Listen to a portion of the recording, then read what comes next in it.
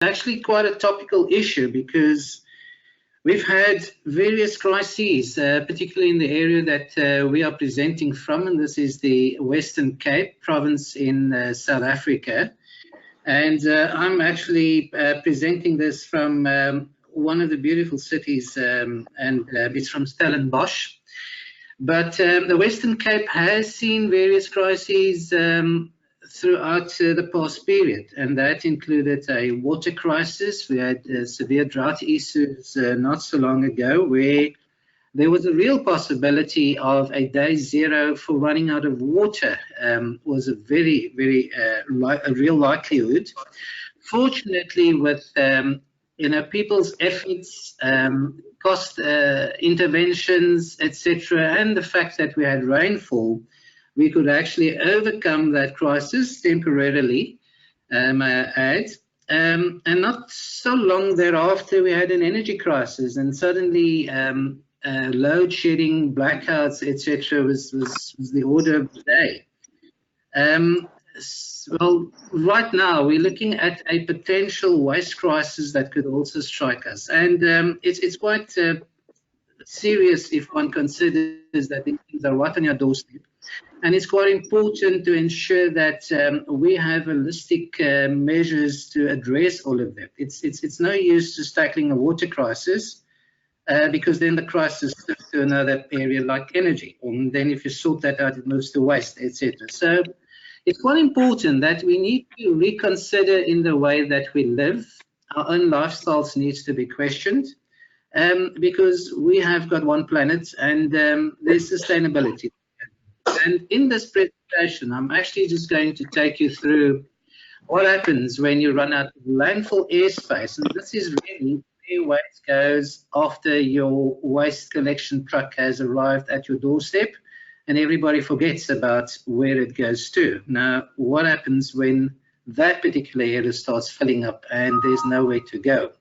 So I think it's quite important that one looks at waste in this sort of particular light. And Stellenbosch has actually become one of the first sort of towns or cities or municipalities that have actually now run out of landfill airspace, although I must add that it's only temporarily so, because we could get another 18 to 40 years of airspace with processes that's currently underway to just relocate some overhead power lines that could free up some additional space, but that will only happen in about 3 to 4 years from now.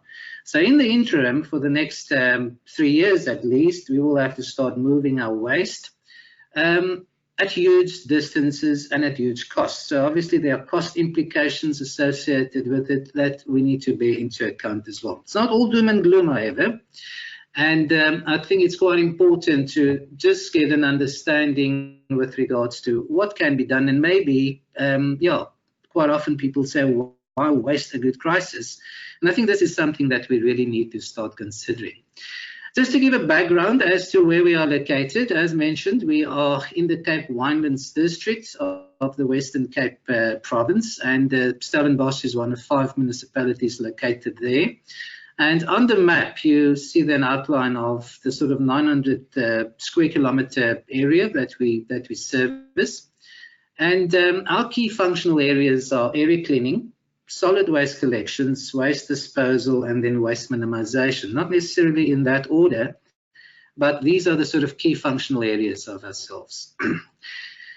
The following picture is very typical of one would find with irresponsible behavior, again, of public, that would just end up littering. And it's quite important to ensure that this waste goes into the right places. If you just have a look at the picture, there's actually a lot of material there that should not be classified as waste, that could be beneficiated much better if placed in the right places.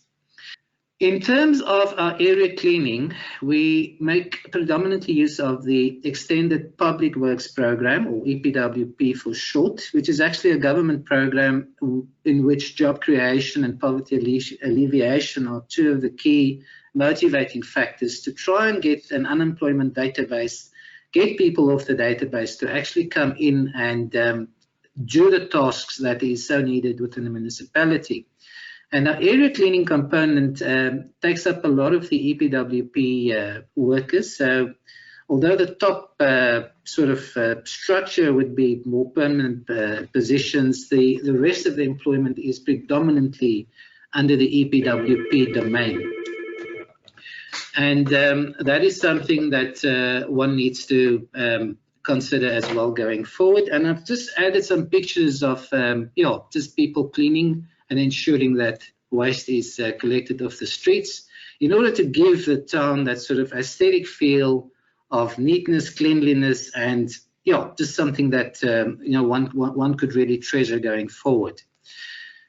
Collections is the other component within this particular department, and there are some pictures showing you just some of our trucks. Obviously, it's the sort of rear end loaders. Waste is placed within the 240-litre bins, and these are collected residents once a week, and if it's businesses, they've got a choice of either taking it twice, 3 times, or even they can even go 5 times a week if need be. Then, of course, the other component is the waste disposal facilities. And here we've got a landfill, and this is really the main topic of that what we're discussing today is the landfill site itself, what happens when that fills up. We also have transfer stations, and that's the picture on the top right showing the Klapmuts transfer station. And then the picture at the bottom is really what we are going to construct in the next year, starting July. So hopefully by June this year it should be all in place. That is a material recovery facility, and that is really where all our separately collected recyclables will be taken to. We will have a conveyor, we'll have people on both sides of the conveyor packing out all the sort of commingled recyclables and separating it to ensure that all the glass is where the glass needs to go, paper needs to go where paper goes, plastic, metal, etc., so that we can actually separate it further. Again, it's a facility that would be able to house about 40 people. Again, it's very much job creation and to ensure that we actually add value to the recyclables in the mix. The next picture is actually our cell 3, which is actually the last cell that we have that's operational, and it has reached capacity. In fact, we've got about another month or so left in which waste could still be landfilled on it. And beyond that, that would be it as far as landfill airspace goes. So these things are finite. Landfill sites don't go on forever. And it's quite important that everybody realizes that as well, that we must try and put as little into it as possible, and it's not a default by any means. The scary picture is that the availability of landfill airspace is really a problem, not just in our town, it's actually littered throughout the Western Cape province, as can be shown by the graphic that's displayed at the moment. Every red spot that you see there is one that has got an airspace crisis. And this extends right through the Western Cape province, and there's probably only 3 places where it's not red, where it's a green in the Saliem Municipality, which has got sufficient airspace. The city of Cape Town has got sort of limited, but it's still fine for the time being, and the same applies to Overstrand as well. As for the rest, the situation starts becoming quite dire, and landfilling is going to become a problem looking into the future. For Stellenbosch itself, what we have in the next slide is just an aerial shot showing you on the left-hand side, and I'm going to try and move the cursor there, that's cells 1 and 2 that has filled up, and this has been operational since the mid-1960s, and the last bit of waste that went in here was in April 2013. The cell on the right, that is cell 3, that commenced in April 2013, and it has basically been in existence up until, let's say, we probably have a month or 2 left in it before that fills up.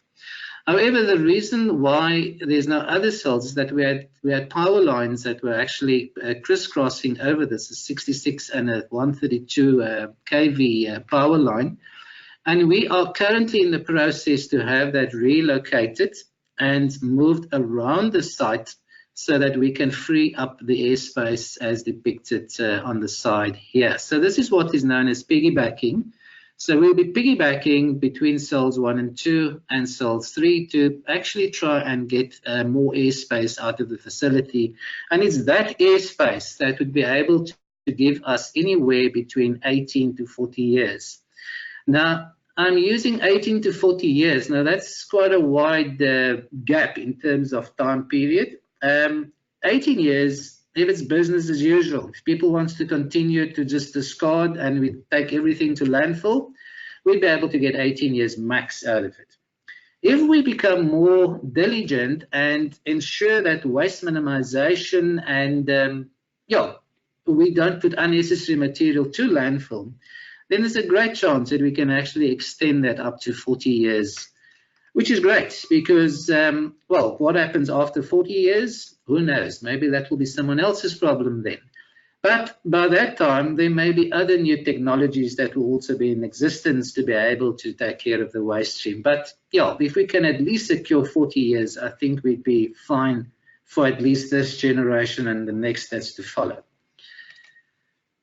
In terms of other facilities that we need to ensure is in place, we are going to go through the construction of a material recovery facility, and that is what MRF stands for short.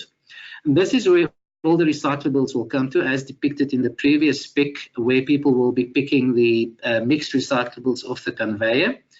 And that this will then just promote the whole issue around recycling and recovering of material as well. And then, of course, we also want a public drop-off facility where members of the public, and this is not the normal domestic waste, but these are your sort of bulkier waste and material that would not otherwise fit into your wheelie bin, they'd be given an opportunity to be disposed of after hours, so that that could also be taken care of in the waste stream. So that would also take care of illegal dumping and take that sort of issue out of the system. What is most important is, of course, that we follow the waste hierarchy. And the unfortunate situation is that in our country at the moment, what should be the bottom rung is actually where the bulk of the waste goes to. So in South Africa, 90% of our waste goes to landfill for disposal. Not necessarily landfill, we can even call it dump sites. Because not every landfill is operational based on strict sort of standards. And this is really the least favored option. It's sometimes incorrectly perceived as the cheapest option to utilize, but there are lots of costs associated with landfill that is not properly factored in. We should be aiming to go to the top, and this is really what everybody should be striving for, is prevent, minimize, and then reuse whatever you can. You'll notice that even recycling is not on the top rung. It's further down the food chain, because this is only if you can't prevent, minimize, and reuse. And what this means is that if you go into a store, think about the consequences of the product you are buying. And here we're looking at, look at the packaging, look at the type of material. Is it something that could be fully utilized? Is it something that can be composted, further treated? Or is it something with a very short lifespan that's going to go straight from use into disposal? So product choices is going to be key and critical in decision making going forward. And it's quite important that everybody bears this sort of, let's call it this pyramid, into account and try and aim for the top of it all the time. From the municipality side itself, we have implemented quite a number of minimization projects to date, and I think one of the more successful ones has been the crushing of builders' rubble, because nearly 50% of what comes through our landfill is actually rubble, and this is again a consequence of, let's call it economic development. The more economic development there is, the more construction will take place and the more material will be out there. Again, if people could just separate the material and ensure that the material is clean from contaminants, there is a very good beneficial use for builders' rubble as well.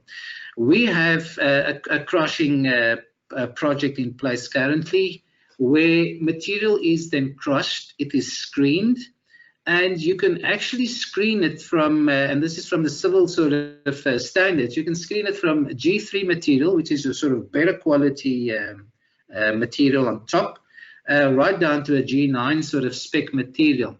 Not only are these things crushed and sifted, it's also sent to a laboratory to make sure that these are actually meeting the standards for reuse. And if passed, you can actually utilize the material. It means you don't have to drive all the way to a quarry to go and obtain your material. And secondly, the cost of reusing this material is 50% cheaper than your normal virgin material. And it doesn't have to go to landfill. It's actually reused in the civil industry. And this is where road building, etc., could come in quite handy to reuse this material. We are going to use quite a bit in the construction of a material recovery facility. So within the municipal needs itself, a lot of this will be taken up by the municipality.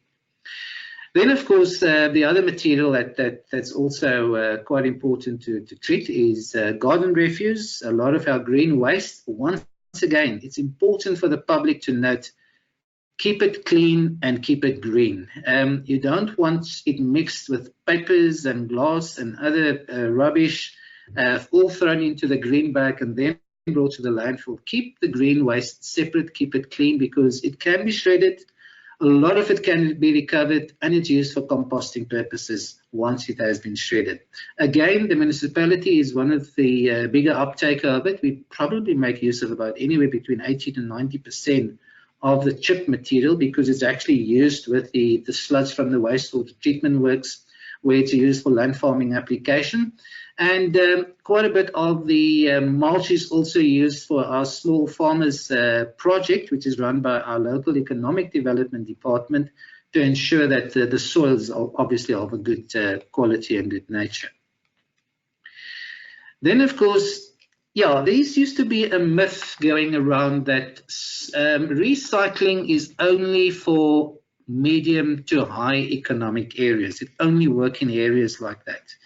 That is not true at all. In fact, we have run a swap shop project and did this in impoverished sort of areas.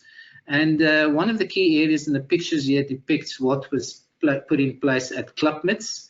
If there is a proper incentivized scheme and people know and they can add value to the waste stream, they will partake. You don't need to be the highest educated. You don't need to be the richest person. As long as people know there's a value to the stream, the system will work. And people used to collect recyclable material. They used to get a coupon. This coupon could then be exchanged for goods of value. And we determined what the goods of value will be by actually engaging with the community. A lot of them wanted basic essentials. They wanted toiletries. They wanted sanitary pads. They wanted soaps, toothpastes, tea, coffee, milk, sugar. These were the items that they really wanted to be on display, which they could exchange for. And the project itself was extremely successful. It's just that we need a different mechanism within which to roll it out, so it actually run on a permanent sort of basis. But once again, it had other consequential effects as well, in that the area was actually cleaner. People didn't just litter it because they knew whatever they threw around, there was a value to it. What was even more pleasing was that we had people that brought bottles, which carried a deposit value to the swap shop. Why I said it was actually quite welcoming to see that is because you knew this wasn't going back into a bottle store to be used for alcoholic consumption again. People came to bring that in so they can actually trade it for goods of value that the household needed. And to me, that was quite an important eye-opener as well. This project had actually grown so big that we needed to actually get our own trailer in place. And there you can see some of the staff just sort of opening it up and displaying the goods that needed to be traded.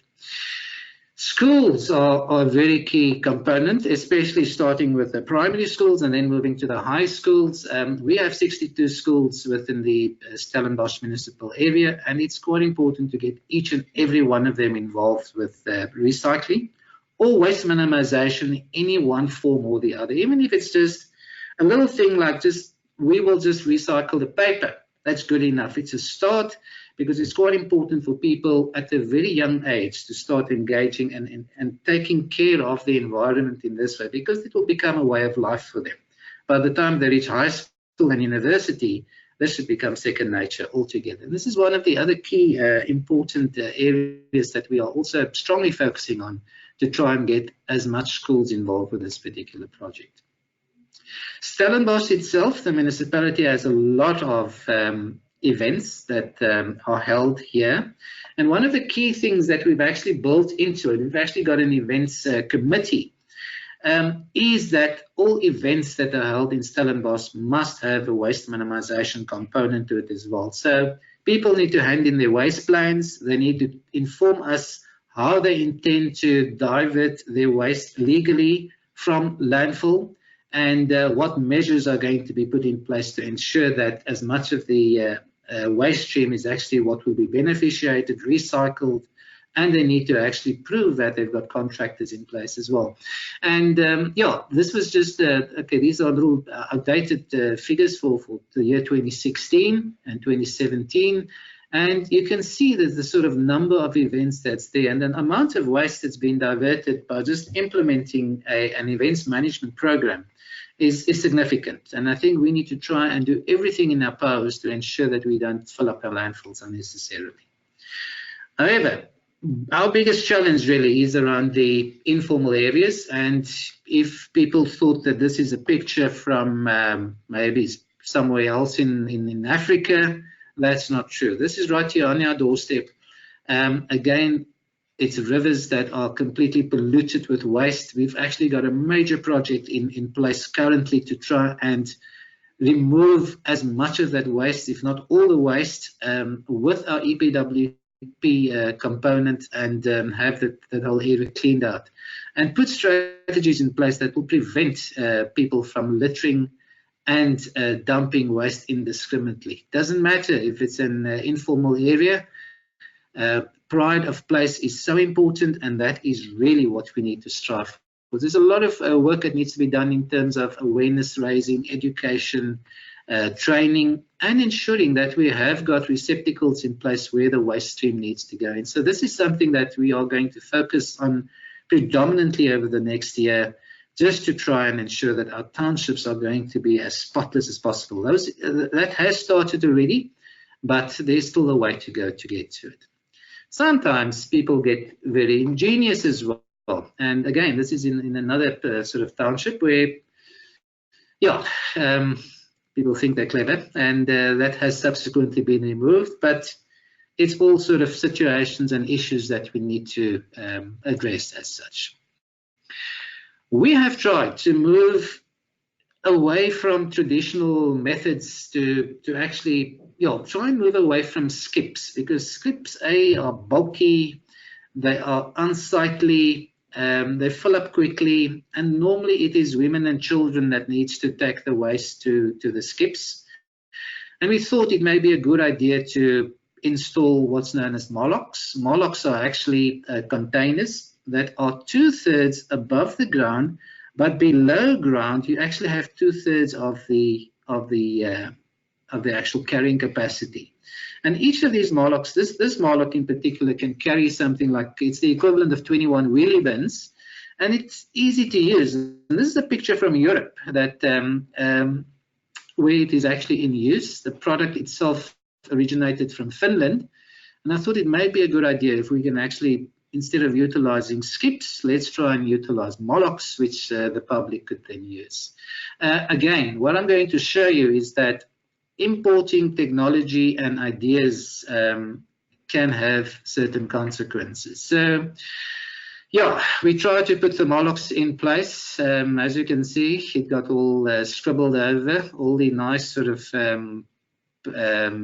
trimmings got all taken off. Waste ended up on the outside, not the inside of the Molok, as people were driving past and just tossing it, hoping it would disappear. And huge cleanups were then required. Not just that, a number of the Moloks got destroyed. It was vandalized, burnt out. And again, maybe not the right sort of thing to come into an informal area you need to put the basics back in place to be able to treat the waste. And with the basics, that would really be your tools of the trade.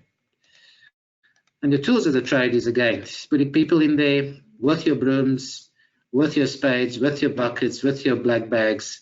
Technology alone does not necessarily mean that it's going to solve the problem. As mentioned before, why waste the crisis? I think with the sort of issues depicted to date, it really requires for some innovative thinking. It requires for each and everyone to apply their mind. How can we really overcome this sort of issue and this problem? And some of the innovations and opportunities that we've come up with will be discussed from this point onwards. We are probably going to put up the first organic waste transfer station. And what has led to the organic waste transfer station is the fact that our provincial government has actually put in strict measures in place within which to divert organic waste from landfill. By the year 2022, they want all municipalities to have a 50% diversion based on the 2019 year's base year of organic waste from landfill. And by 2027, they want that to be 100%. Quite often when targets are set, you've got to ensure that you've got infrastructure in place. And this is really why we decided to opt, and we're busy with the environmental studies at the moment, to try and put up the very first organic waste transfer station where all organic waste could go to, pre-separated and then taken for beneficiation thereafter.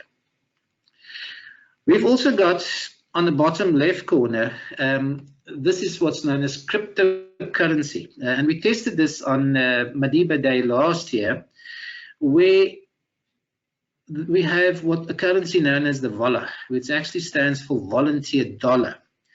The concept behind this is to actually to reward volunteers for doing work to try and assist in helping and beautifying the environment. And we also want to utilize this as an incentive scheme within which people who actually do the right thing could be incentivized by using it. In this picture, you may see it as wooden coins, but that's not really the concept behind it. It's actually an app-based reward scheme, wherein for every, and it could be hour or product-based, for every hour that you spend, it's the equivalent of earning 20 Rand. And this would actually be loaded onto the system, and it can then be redeemed thereafter in terms of time that has been spent, so you can actually then swap it or trade it for goods of value. Then on the right-hand side, on this picture, this is a compostable plastic bag. And I think whilst we need to really look at lifestyle changes and what can we do to prevent unnecessary waste going to landfill, may be a good idea to start looking at taking out and phasing out our normal plastic bag, which has led to a huge scourge in terms of marine pollution, became a national flower, and it's just something that doesn't break down. So it's a huge problem waste stream. And if we could look at compostable bags, that could be something worthwhile looking at. And here you can see from the sort of studies done that it's a bag that can actually break down completely after 45 days. Now, we're talking compostable bag. We're not talking biodegradable, where it will just break down into finer nanoparticles, but this will break down completely in the soil. It's also important to note that solid waste itself is not a sort of a discipline that stands on its own. It actually incorporates a lot of different other disciplines that's there. And very important that solid waste management and the local economic development departments of municipalities actually need to have a very close cooperation in terms of working together, putting projects together. And this is one where we had actually trained unemployed people in terms of entrepreneurship.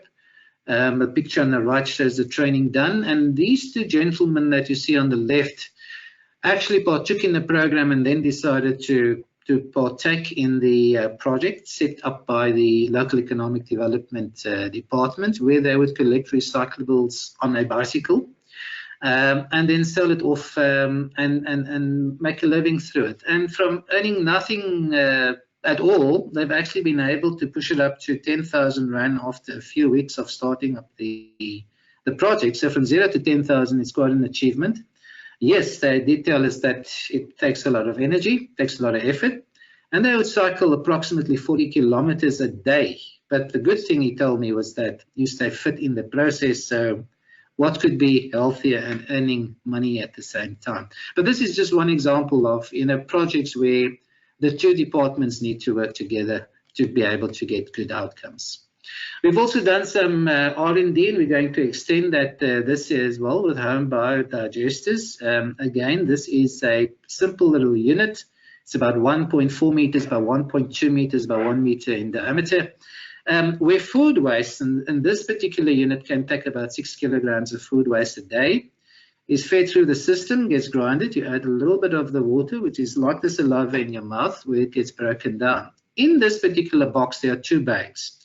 The bottom bag actually contains, that's where all the food waste will go into, and you will have a sort of substrate within it. So you started off with some cow dung, cow manure, which is set out in the sun for about 21 days, and then you feed it into the system. And the moment you add the food waste, it then starts breaking down anaerobically. And that will actually release methane gas and carbon dioxide, which is then collected in the top bag, which is situated over there. The gases that is produced is mainly methane and CO2, and the methane gas is then taken off and connected to a stove system where you can actually then create energy from your own food waste that's there. And this was typical of some of the sort of R&D that we had done. There you can see myself just sort of collecting the waste which the farmhands had actually put out. Put it through the system, digest it. On the other end, you also get a liquid fertilizer, which we applied to the gardens at the back. And yeah, we had to test it in the laboratory. pH was neutral, and it was classified as an 817 sort of fertilizer, which is great for leafy vegetables. So nothing goes to waste. You can actually use everything that comes out of it. And I'm going to try and just show you. So I'm just trying to, there we go.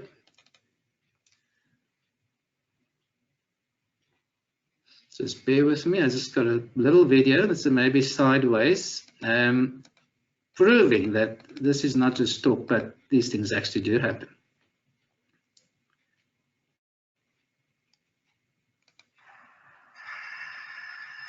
That's the stove that we had inside the actual house where the food waste was collected. And the guys used to cook for at least an hour a day, utilizing the stove, which was all energy generated from food waste. Let's go back to the slideshow.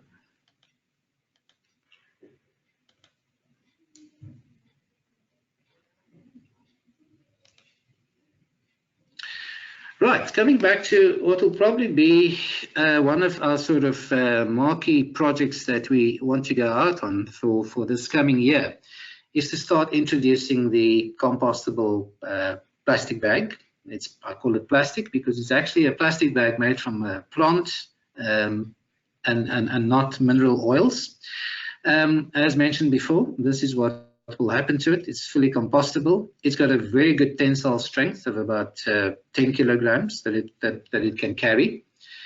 And we actually want to, and that's the plant from which it's derived from, and this is the sort of, once you've extracted the oils and got the beads, this will then be extruded into the bag. We want to do a pilot trial in Stellenbosch in 4 wards where we want to give households, and we're looking at 2,000 per ward, a little caddy lined with a compostable plastic bag, and the items that you see in here is actually all from the same material. So these are all compostable products that's in there, but that won't come with the kit. It will just be the caddy with the lined bag, where we want people to start separating the food waste so that we can actually process that going forward. The food waste itself will then, once those bags are full, that gets put outside in a 110-litre bin, and that will be separately collected by a special truck that we will put out. And the waste itself will have different sort of options associated with it. One of the sort of components we're looking at, and this is for an area that is a little bit too far from where the central area is to actually try and treat the waste stream at source, and we're looking at containerized anaerobic digestion facilities. So we will be going out on a tender process to call for that. Some of the waste, in fact, most of the default will be composting. For the schools in the informal areas, we actually want to put further trials. We want to put the home biodigesters there so that the food waste will actually generate energy. We want to cook, and we want to ensure that we can actually feed the kids that's there. There's many impoverished kids out there, so that we can actually ensure that you don't have hungry scholars at the school, so that we can get the learners to be well fed. And again, very little waste is coming out of the process. So yeah, it's a project that we'd like to test. It will be the first of its kind in South Africa, and we will run it anywhere between 6 to 12 months if possible. And if it works, we'll hope to make it a more permanent sort of issue. That particular project will obviously get a lot of attention nationally and internationally, and it's something that we're keen to strive for. And once it's up and running, I'll be able to give you a lot more feedback in terms of the success or failures of that particular project. One other thing I need to mention is with the closure of our landfill, and this is just a schematic of our old cells 1 and 2, we are actually currently in the rehabilitation and capping phase. We do want to extract the methane gas that's there as well, and convert it into electricity, which could then be utilized at our wastewater treatment works. Sort of feasibility study that indicated that we should be able to get a 1 megawatt a day plant running, which means that we'd be able to run our, we'd be able to supplement our energy at the wastewater treatment works for about 5 years without being dependent on the power supplier.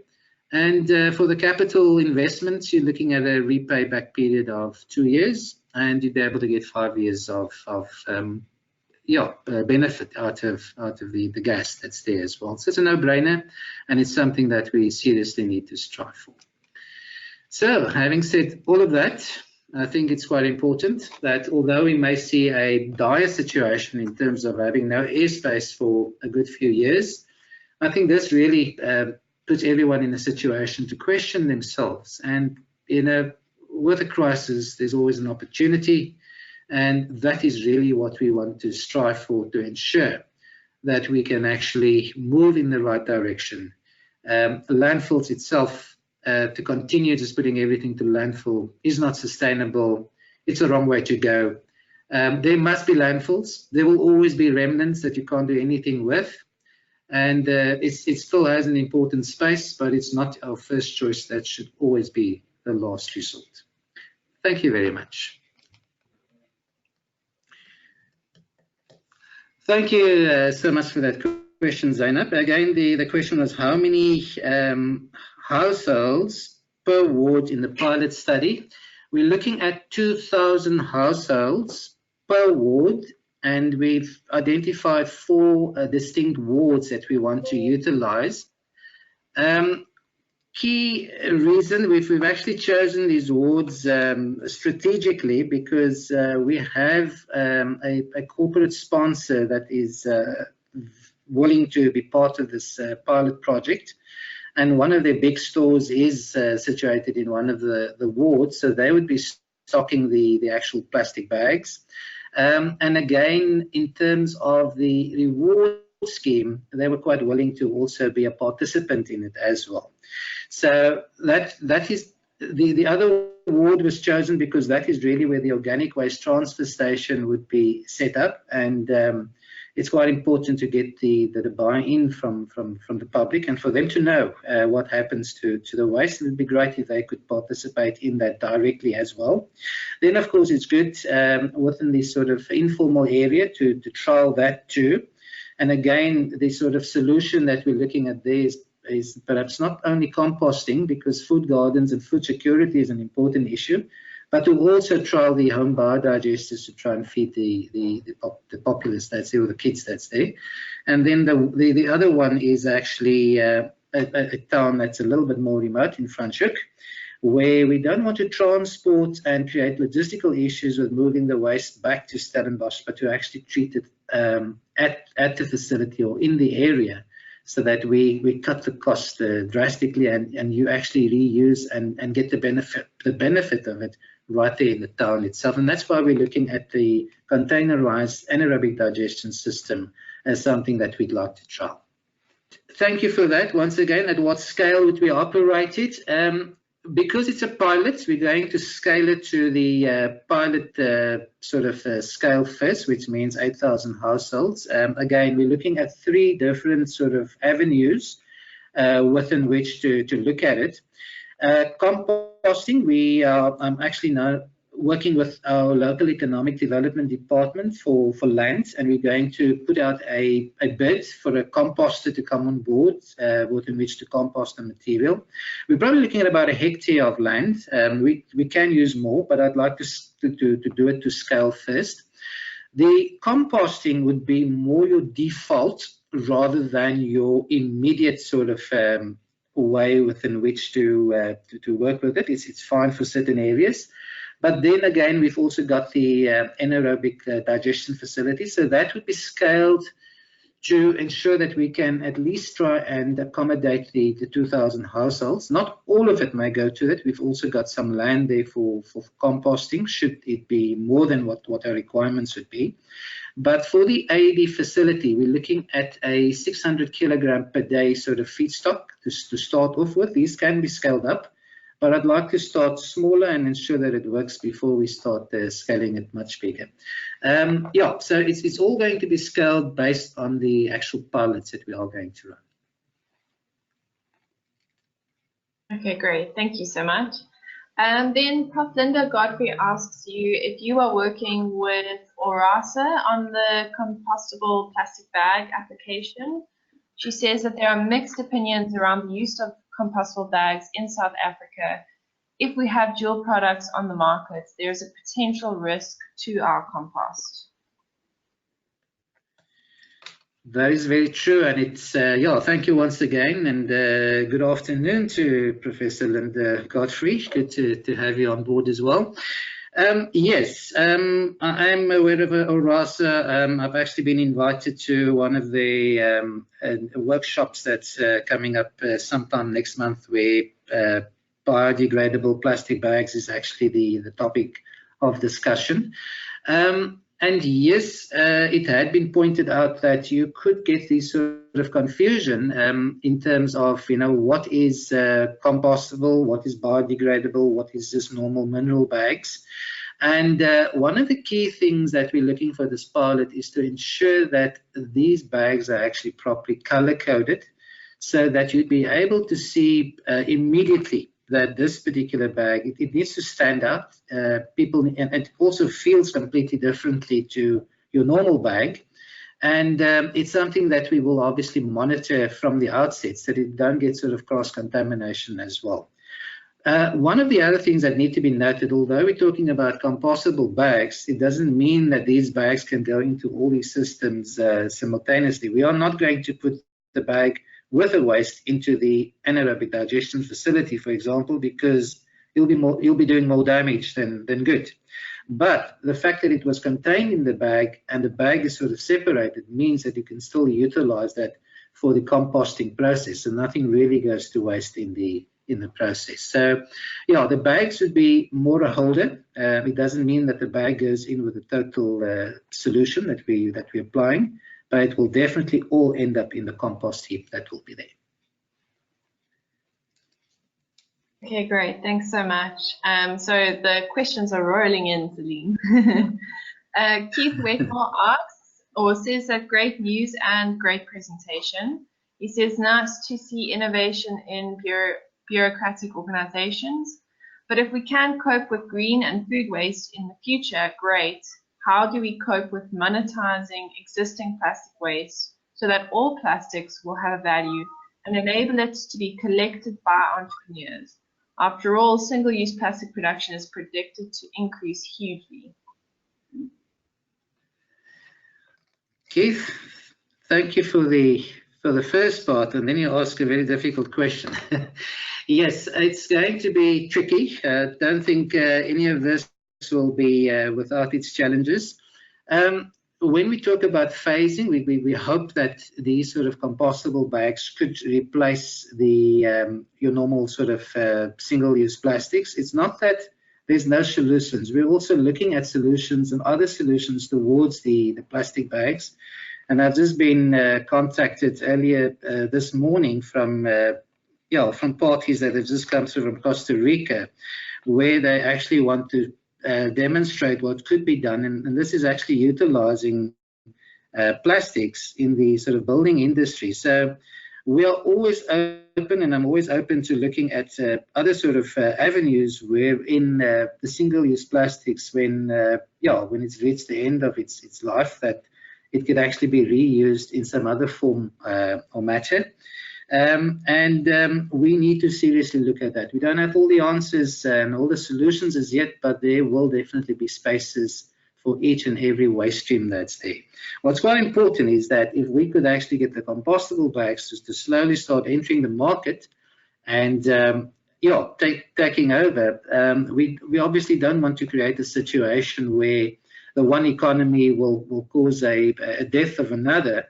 There will be space for it, and I'm sure a lot of these systems that actually manufacture these single-use bags would be able to take on the same sort of beads and extrusion processes of the compostable bags as well. We need to start changing. That's quite important, and we need to be open to change to be able to accept the sort of new line of going into packaging waste itself. Perfect. I think that's a great answer to a very difficult question. So then the next question, Jared, you'll have to forgive me, I might mess up the acronyms here, but he asks, is the 1 megawatts, I think, you estimated for the landfill gas inclusive of gas from the waste treatment works? If not, does the waste treatment work utilize their gas currently? Okay. Thank you, Jared. Does the 1 megawatt include the wastewater treatment works? No, it's actually just this sort of methane gas equivalent that we'd be able to get from the landfill itself. The reason being, and I think I know where Jared is heading to, is that you'll obviously have a sludge component as well, and that in itself carries a fair amount of methane that you could extract. However, at the current wastewater treatment works, it's just been upgraded, and we've had a change in the system where we do not have primary sludge anymore. It's actually the primary sludge from the wastewater treatment works that would carry the sort of higher content methane that one would be able to extract. So that's not there. We only have secondary sludge, which is not too useful in this particular process. So that 1 megawatt is actually only from the landfill site itself that we will be incorporating. Okay, great, thank you. So Linda asks another question. Do you see a potential role for the informal waste pickers to start collecting organic waste from households if they could be rewarded by the municipality for the sale of this waste? For example, collection and drop-off into a municipal centralized drop-off point. And I think this question ties in with Eloy's question as well, where they ask if you thought of a way to involve the informal waste reclaimers of Stellenbosch in this process. I actually did not get the second part in terms of Lloyd's question. If that could just be repeated, please. So Eloy is just asking if you have thought of a way to involve the informal waste reclaimers of Stellenbosch in your process. So I thought it just tied in with what Linda's suggesting with regards to the organic waste. Yeah. Once our site closes, now we've had plus minus 40 informal waste pickers that we allowed on our facility to come in and pick. The moment we start diverting the waste, then of course there's not too much for them to do. We are going to incorporate with the construction of the material recovery facility. A lot of the pickers would be given the opportunity to actually work on either side of the conveyor belt, and that is in terms of the material recovery facility itself, which gives you a cleaner, neater environment. These are already pre-sorted material that needs to be separated. So that's where we're looking at incorporating some of them. One of the other projects that we looked at was to actually see if we can't upscale them from normal waste pickers into potential small-scale farmers, because I've also got a piece of land where we can't put any waste down, but it's not significant, but it's about 1.6 hectares in size, where we are currently busy with a study to see if we can't grow sort of any products which those that's involved in the project can perhaps sell, can perhaps utilize for own use, and start up some sort of entrepreneurship opportunity. So we're trying our utmost to look at this and see if we can sort of upskill and give them different sort of opportunities within the same sort of a similar environment.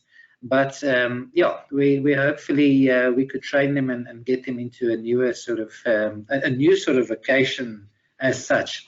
That's a project that we've actually looked at it for 2 years, and we're just about we're going to appoint a service provider just to conclude that study for us over the next month or so. It's about 8 weeks of it, because we'd like to implement some of that and give them an opportunity to explore that as well. In terms of will they be part of the sort of scheme, yes, we are going to look at how we can actually create a sort of a hub and spoke method, wherein which you could get sort of small sort of let's call them entrepreneurs for now. Small entrepreneurs could actually collect at certain points and bring it to a central point, and try and see if we can incorporate the same sort of incentivized scheme and reward scheme with them as well. Okay, great. Thank you so much. Kay Johnson asks if the compostable bags are produced domestically or imported, and how does this cost impact adoption of use? Thank you. That's actually a good question. The compostable bags are obviously coming in a lot more expensive than your normal bag. What is currently imported is the resin, and I've had approaches from resin from various countries, mainly Europe.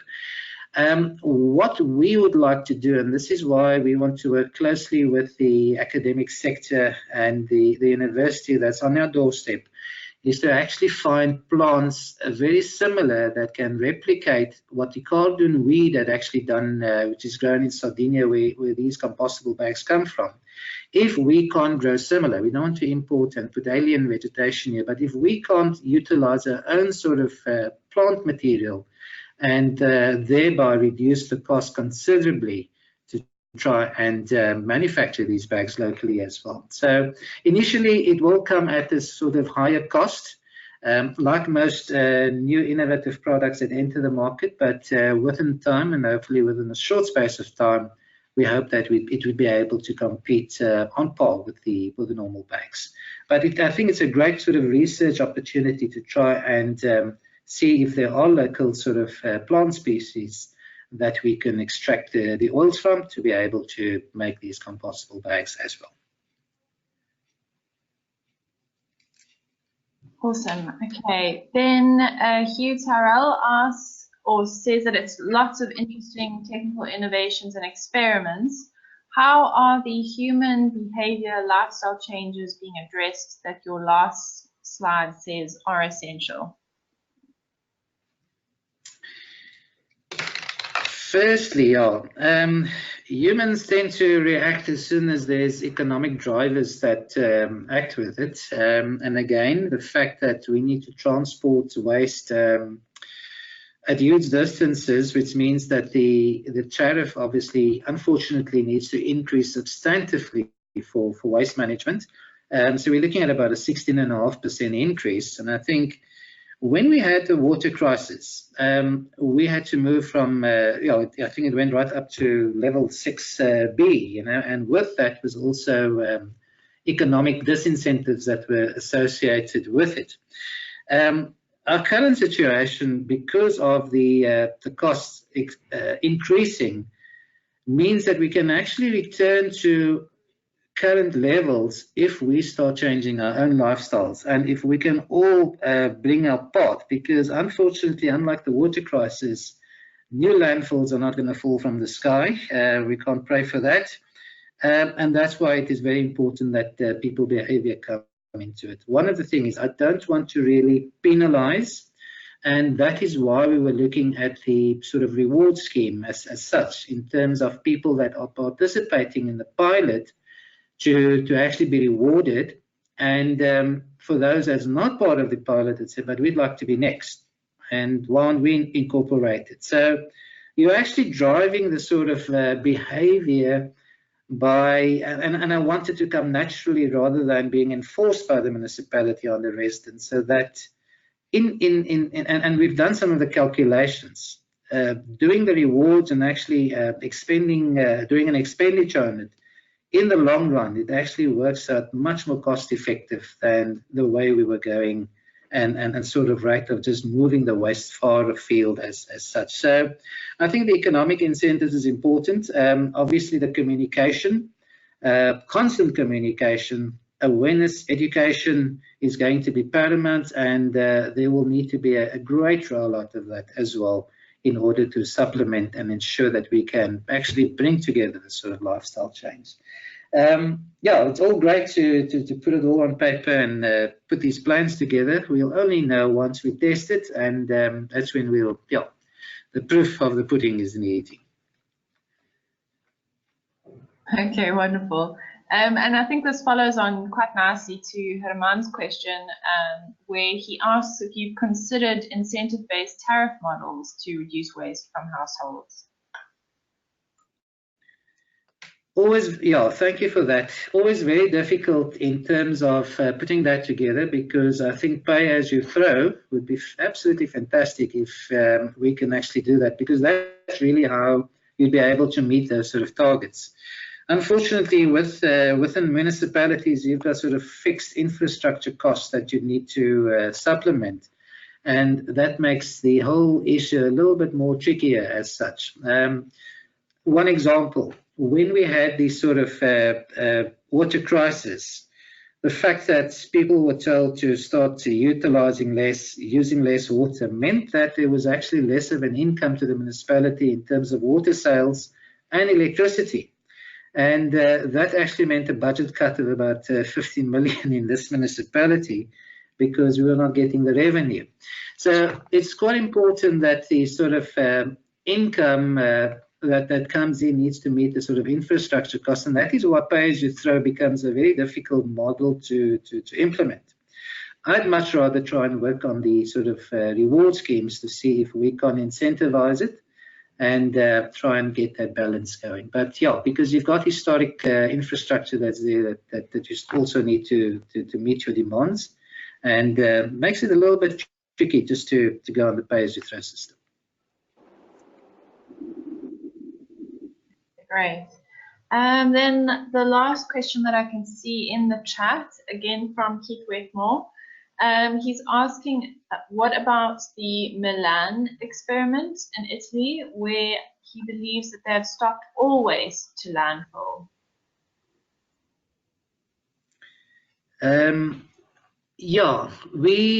I had actually gone to Milan earlier this year through the invitation received to actually have a look at what they were doing. It's actually not quite Milan, it's actually the region outside of Milan. What had happened there was a lot of the municipalities were facing the same sort of waste crisis that we are experiencing at the moment, and there was no other way for them but to actually start reducing waste to landfill. A lot of the sort of issues I've mentioned here part, some of them are actually from the sort of model that comes from Contarina SPA. Contarina SPA is really the group that's been set up where 50 municipalities just outside of Milan got together, shared infrastructure, and said, we haven't got landfills, we don't have landfill airspace, and we need to consolidate our infrastructure costs. This sort of model worked perfectly because within the space of 18 months, they were able to reduce their waste and divert their waste to landfill by 85%. Now, even for Italians, that's amazing. It's fantastic.